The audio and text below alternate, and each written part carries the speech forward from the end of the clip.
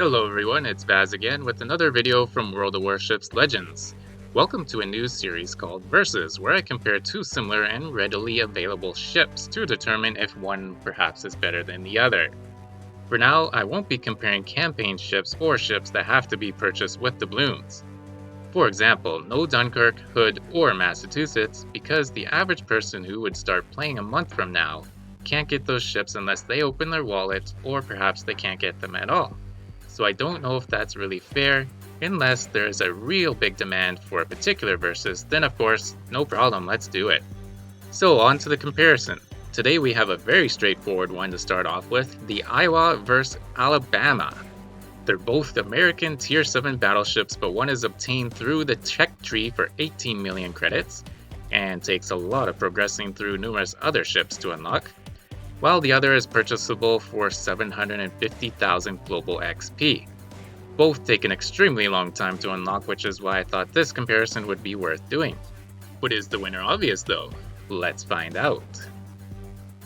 First off, we have a little information here. The Iowa was part of the Iowa class of battleships and was commissioned in 1943, while the Alabama is part of the South Dakota class of battleships, and it was commissioned in 1942. Moving over to upgrades, both ships have the same starting 4 upgrade slots, while the Iowa has 3 additional unlockable upgrade slots that will improve its hull, range, and speed. Now I obtained both of these ships months apart from each other, and I didn't reference the previous one when choosing the upgrades, but it is interesting to note that I chose the same ones for both ships. Now of course these upgrades are all up to your personal preference. I'll just show you what I've chosen because I don't have the option not to. Starting with slot 1, we have the option of choosing secondary battery mod 2 or main battery mod 2. I've chosen secondary battery mod 2 because I do not want to lose 5% off of my reload time by choosing main battery mod 2. Moving on to the second slot. We have steering gears mod 2, propulsion mod 2, or damage control system mod 2. I've chosen propulsion mod 2 because I prefer the increased acceleration.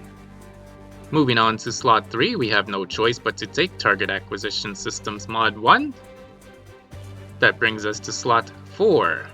We have the choice between artillery plotting room mod 2, secondary battery mod 3, and main battery mod 3. I've chose Artillery Plotting Room Mod 2 because the minus 11% dispersion off of the main battery is amazing. And if you were to choose the main battery mod, although you'd be getting minus 12% to your reload time, your traverse speed would be a negative 13%. Now you could combine main battery mod 3 with main battery mod 2 from slot 1. With that, you'd end up with an increase in main battery traverse speed of 2%, and a decrease in your reload time by 7%. But personally, I'd rather have my dispersion reduced by 11% off of my main battery. That minus 11% dispersion upgrade alone counters many enemy ships' upgrades and camos, with some left over to counter commander skill choices as well. Moving over to the loadout screen, both ships are exactly the same. They both have the same damage control party, repair party, fighter, spotter, and secondary consumables, so we'll just move right along. Now being a premium ship, the Alabama does come with a permanent camo, while the Iowa of course does not, but there is a free permanent Stars and Stripes camo available to the Iowa in the California Bureau project. Both are level 4 permanent camos, so there's nothing to compare there. And that concludes our overview and ship info. Now on to the main attraction, the stats. I've put a level 1 commander on both ships so we can take a look at their base values. Starting with survivability. The Iowa does have the advantage in hit points with 70,000 compared to the Alabama's 63,300. As for armor, we will save that discussion for the armor viewer, but if you do look closely, you can already see a winner. A huge difference between the two ships is the torpedo damage reduction. The Alabama has a whopping 49%, while the Iowa is about half at 25%. Moving over to everyone's favorite part of battleships, the artillery. Now the Iowa's main battery is a 406mm Mach 7, while the Alabama's main battery is a 406mm Mach 6.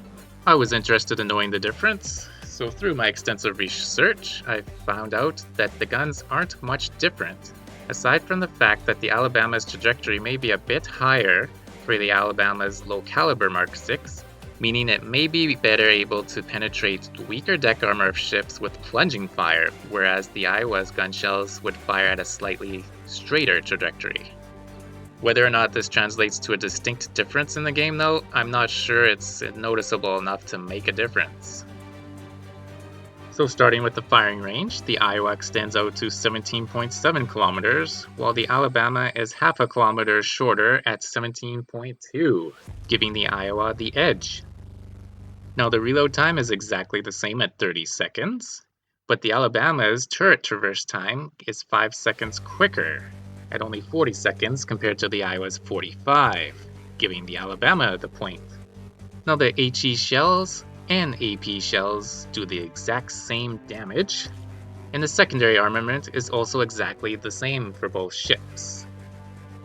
Now as for anti-aircraft guns, we do not have the stats in game yet, but I'm going to put an asterisk beside the Iowa because it takes it by a mile with a whopping 128 AA guns compared to the Alabama's meager 41. We'll expand on that in the summary. Now maneuvering on over to maneuverability, the Iowa has a maximum speed of 30 knots while the Alabama has a maximum speed of 27.5, giving the Iowa the edge. Now as for turning circle radius and rudder shift time, they basically go hand in hand and the Alabama takes the point there. Moving over to concealment. The ships are basically exactly the same, with the Iowa getting a slight edge in detectability while firing in smoke by 100 meters. My goodness, why not just make them the same? And here we have now the brand new armor viewer. If you remember those books as a kid where you had to spot the differences, you'll see one right away. And that's the weaker broadside armor along the waterline of the Iowa. Now the broadside belt armor is a bit thicker in the mid portion of the ship. You can see it's a little bit orange there. Now it's very hard to see, but on the very edge of the waterline of the Alabama, it goes from yellow to orange, most likely due to that increased torpedo protection. Now we'll take a look at the citadels for both ships. It's very tough to get a screenshot of the citadels, so you may want to look at it for yourself, or you could just take my word for it. But the Iowa does have weaker citadel armor in the top front portion. All of this means that the Alabama gets the point for having slightly better armor. Additionally, the Alabama is a premium ship, so it does earn an increased amount of credits in battle, warranting its own asterisk. And it's an asterisk because it doesn't affect the gameplay, only the results screen. Here we have my suggested commander for these two ships, William Sims. The inspirations are definitely up to personal preference, but I've chosen Charles Madden, who's at a level 10 Legendary 1, and Cunningham, who's at a level 16 Legendary 1. Now the skills I've chosen on Sims are Flammable Cannoneer, Gyrating Drill Bits, Marksmanship, and Reaching Out XXL. The legendary skill I've chosen is Fight Fire with Fire.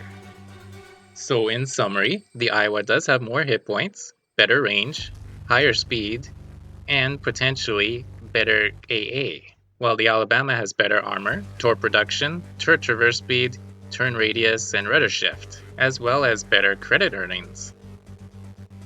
So we do have a winner, and it's the Alabama, although I bet you didn't think it would be this close.